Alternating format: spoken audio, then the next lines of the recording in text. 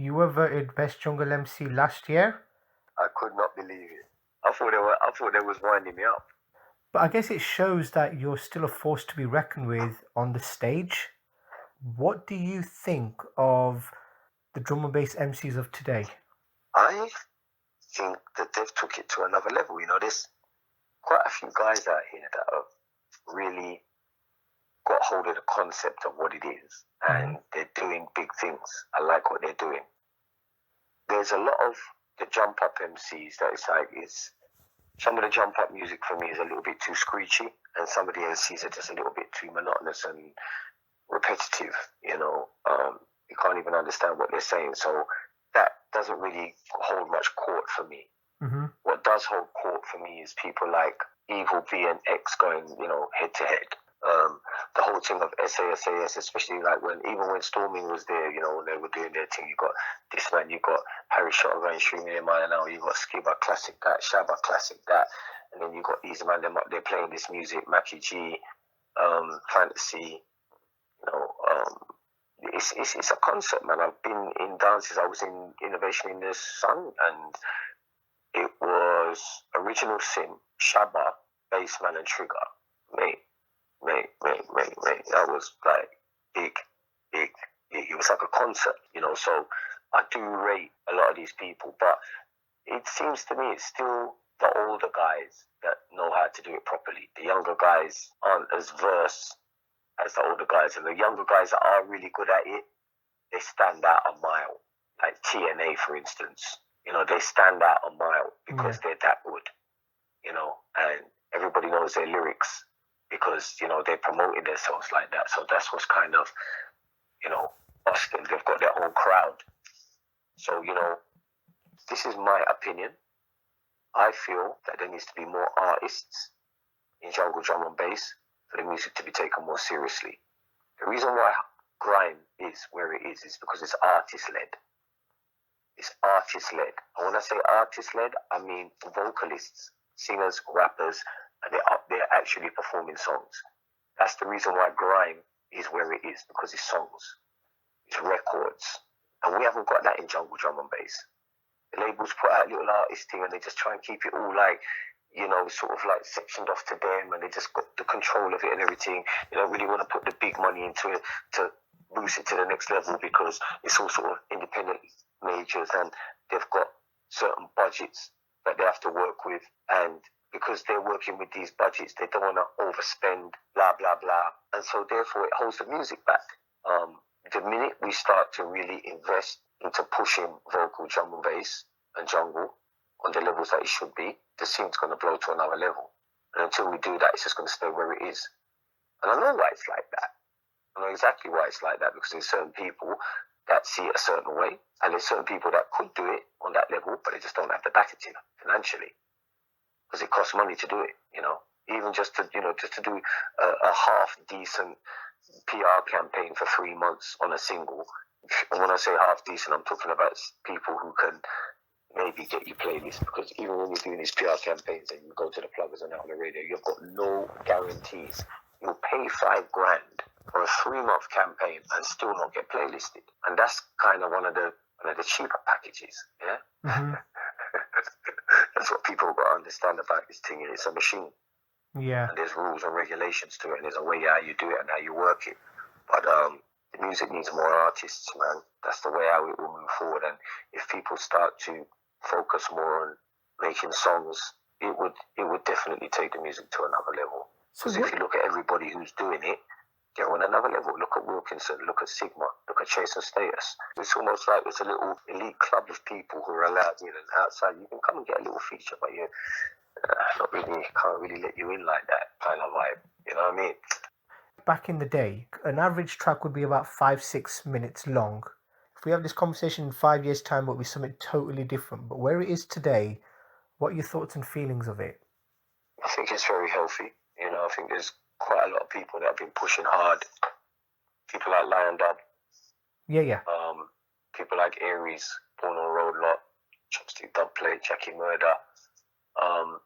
There's been a lot of man out here pushing the ragga jungle sound for that whole period of time. when the UK weren't about it, these people were pushing that sound. They were still making the music and still playing that music. And I was always looking for them. When I went to America and I found out about Lion Dub, I got invited to America to go and voice a track in Florida. I went over there, voice a track, came out of the studio with a guy. His name was Bass Nacho. And starts playing me his album. There's Beer Ragga Jungle on this album. And I'm like, who produced these tunes? And I heard Kingston 11. Down in the ghetto where I grow. This is music that I grew up on. Yeah. Royal Russ is the guy, the leader of Prince Lincoln, who's got a fish shop in my area on West Green Road. Is like legendary people, bro. I grew up to that music. I'm like, who is this person? They said, Chopstick. No, he said Lion Dub. I said, so where's Lion Dub? He said, New York. I was like, I need to go and see him. So the Bass Nacho was living in New York then, so he was flying back up there. So I booked a flight and went with him. I went to New York. Get to New York now. Went to Manhattan, some club, buck up Lion Dub. I think this is 2005. So I said to him, listen, I really like that Kingston 11 track, and I want to put a vocal on it. Eventually, it went on my album. It didn't come out. Did it come out? I think the original version came out on Bass Nacho's album, but we had that version with me on it. Yeah. On he had it on a hard drive for ages. Eventually, we got Potential Bad Boy remixing, a kind of jazzy vibe, come out nice. Really, really nice. So that's how I got to link up with Lion Dub in 2005. And man, then was playing bare jungle them time there and producing bare jungle. So what was going on in the UK wasn't really reflecting what had been going on abroad. And, up in Birmingham and in Bristol and all these places. And what's happened now is, because they've been pushing that sound for so long, more and more people started to get into it. A lot of the elders and people that have been into drum and bass and jungle from before weren't really feeling jump up, and they were looking for something new. And, the jungle started to come back round again. And now we're in a position where it's very healthy. It's very healthy. There'll be a lot of people that will say, I think that this jungle tune is cheesy, or this is that and that. For me personally, I like it all. I like the ragga vocals. I like the rhythms. I like the rollers. I like a little bit of the bass line jump up. I don't really like the screechy stuff, but I do like jump up, the bassy stuff.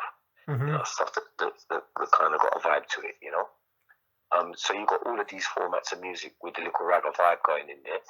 And then you got all these brands that have come out and have been built up around the new wave of jungle that's coming through now. But we're in a healthy position right now. There's a lot going on. I'm rolling with Jungle Cake's crew at the moment. Yeah. Decline and Ed Solo. A lot of them people out there. Well, I know Decline from Breakbeat. I know Ed Solo from Jungle, because he was about Sour Days, UK Apache and all them man when they were rolling with Shy and all of that. So with Jungle Cakes, the music now has reached a level where there's a lot of people just come out to Jungle Cakes dances. So they've created their own lane. Rose has their thing going on. They still drawing the older crowd out, Jungle Mania brings out a more eclectic crowd.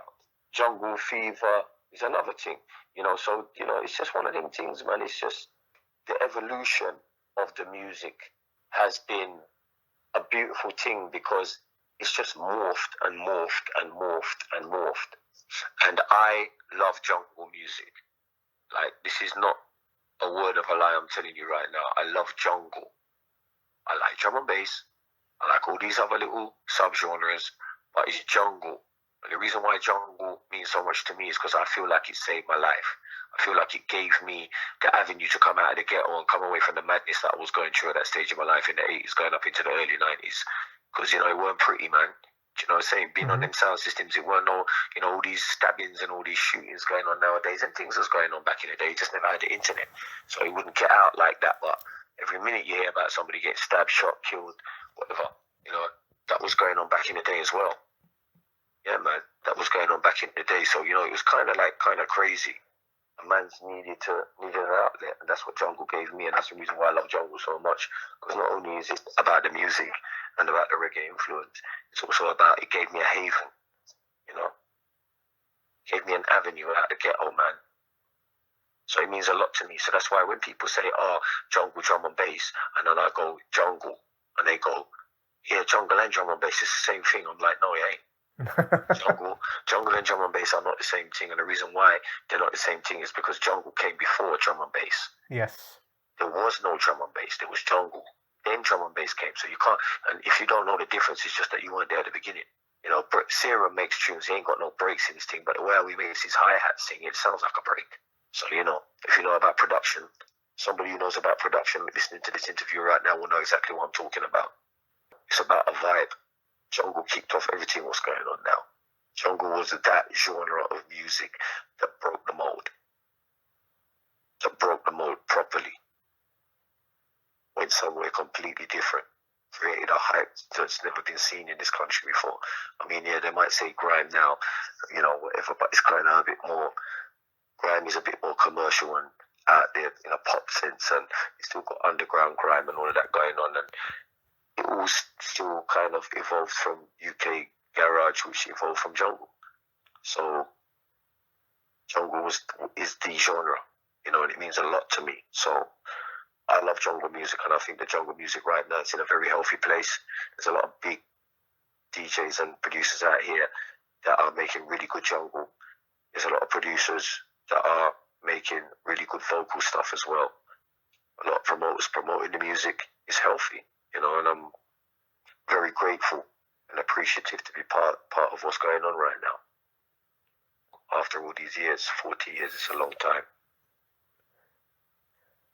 Okay, last question. What do you want to say to all listeners that are listening to this interview? I just want to say to them that, you know, if you've been a supporter of Navigator music, if you've been a supporter of jungle music, drum and bass, you know, I'd just like to salute you. All the fans, the ravers, people who buy records, merchandising, I want to salute you because, you know, you keep this thing moving. I want to say to all the up-and-comers, stick to your craft, believe in yourself, trust your process, be accountable. Be accountable, man. Admit your part in things. Let yourself off the hook. Forgive yourself. Let it go and move on. Don't hold on to things and hold yourself back in life. Because you live every day, you only die once. So every single day you get up, you're living. You know, make the most of it. I want to say to all the people that have been out there for a while, and you're not breaking through. You know why you're not breaking through? Because you're not applying yourself enough. Right? Stop pointing the finger at other people. Take responsibility for your own thing. Get out there and make something happen. You can't depend on anybody out here. I've been through it all, man. I've been up and down. This is like a yo-yo. You know, this scene is cruel. It's kind and it's cruel. Even when you get to the peak of what you're doing, there's always going to be someone there trying to tear you down. So you got to grow some thick skin. Stop making excuses, mate, and make it happen for yourself. Because you can't depend on nobody, and you can't expect nothing from nobody because you're setting yourself up for disappointment. So, you know, I give thanks for this interview. You've asked me some really good questions. Thank you for the opportunity for me to be able to express myself in the way how I have today. I give thanks for truth as well, because truth is something that is important to me. You have to speak it how you feel it, you know, and I've spoken a lot of truth today. I just want to say, you know, just keep supporting the music, man, because it's the support that's going to get it there. And if everybody has the right intention towards the music, then it's not going to go nowhere. It will be here, you know. When people said it was dead, we were still out here pushing the same music. I knew it was only going to be a matter of time. So everybody has to remember that this whole life is phases and circles, cycles. That's what it is. 5-year cycle, 10-year cycle, you know. 2020 next year, it's another cycle. Think about it. Millennium was just the other day, and now we're in 2020. What are we doing? You know what I'm saying? Just make it count, man. Make the time count. Because you live every single day. You only die once. Yeah, and with that, I just want to say manners and respect to everyone, man. I thank you very much for having me as a guest. Big respect. My pleasure, Navi. Thank you very much for coming on the show. You're welcome, man.